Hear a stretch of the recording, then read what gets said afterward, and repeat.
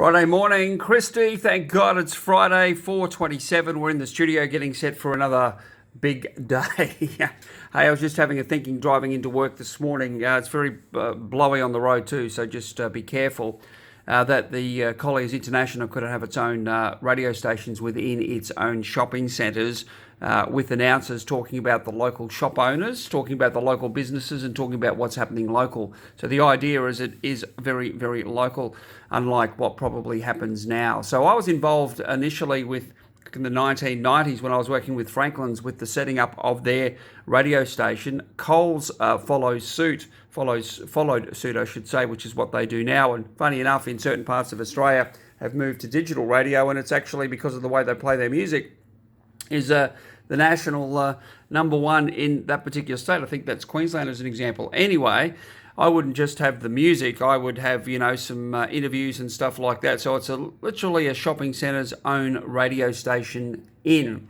Anyway, you could certainly give that some consideration. Not only would you play the music that's appropriate for that particular shopping centre's demographic and market, but you would also have opportunities to talk to the local retailers, local sporting clubs, local,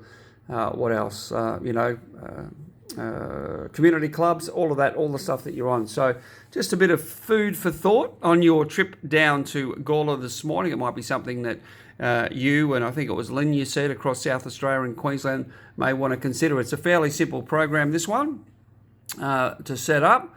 And you could either do it from from one location, or you could do it from within a centre. So lots of things to consider and to talk about. Just thought I'd plant the seed and see if there was any interest there.